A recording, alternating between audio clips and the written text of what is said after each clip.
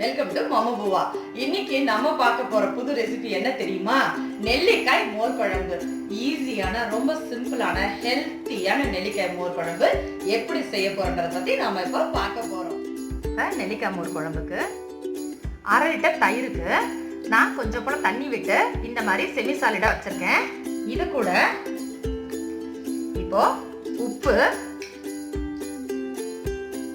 மஞ்சள் பொடி, கொஞ்சம் போல பெருங்காயம், முதல்ல 1/2 டீஸ்பூன் பச்சரிசியும் 1/2 டீஸ்பூன் தோரம் பருப்பும் நான் 1 மணி நேரத்துக்கு முன்னாடி ஊற வச்சிருக்கேன். ஊற வச்சதை இப்போ மிக்ஸி ஜார்ல போடுறோம். அது கூட சீரகம் 1 ஸ்பூனு,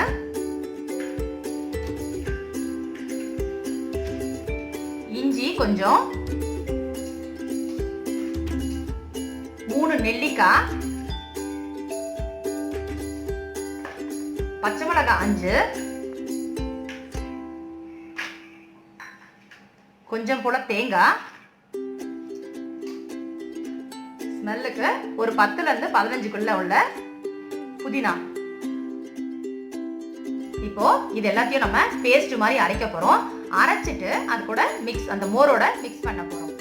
இப்போ அரைச்சி வச்சிருக்க விழுத இந்த மாதிரி இந்த நெல்லிக்காய், தேங்காய் எல்லாமே இதுல மிக்ஸ் பண்றோம். மிக்ஸ் பண்ணிட்டு தாளிக்க போறோம். ஒரு சின்ன கரண்டியில் நம்ம கொஞ்சமாக எண்ணெய் விட்டுக்கணும். 1 ஸ்பூன் எண்ணெய் விட்டுக்கணும். எண்ணெய் காஞ்சிட்டு அதோட கடுகு,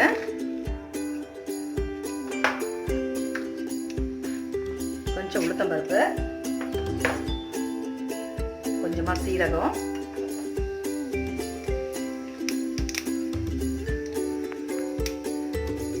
கூட ஒரு 2-3 வரமிளகாய்,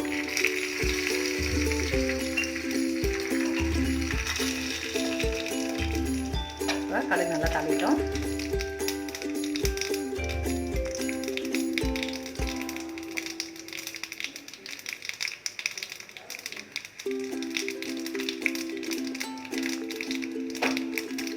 அது கூட கொஞ்சமா கருவேப்பிலை, கொத்தமல்லி. இப்போ நம்ம மிக்ஸ் பண்ணி வச்சிருக்க இந்த மோர் குழம்போட இந்த தாளிப்பை கொட்டிடணும். இப்போ ஸ்டவ் ஆன்ல இருக்கு. இது கொஞ்சம் கொதி விடணும். இப்போ மோர் குழம்பு கொதிக்க ஆரம்பிச்சிருச்சு.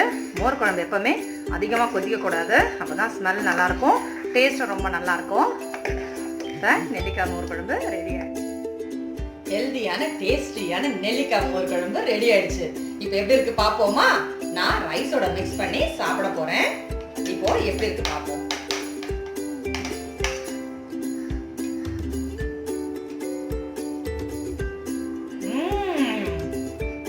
ரொம்பவே நல்லா இருக்குங்க. இந்த ரெசிபி கண்டிப்பா உங்களுக்கு பிடிச்சிருக்கும். இந்த ரெசிபி பிடிச்சிருந்தா லைக் பண்ணுங்க, ஷேர் பண்ணுங்க, கமெண்ட் பண்ணுங்க, மறக்காம சப்ஸ்கிரைப் பண்ணுங்க. Mommu Buva, yummy Buva. Thank you.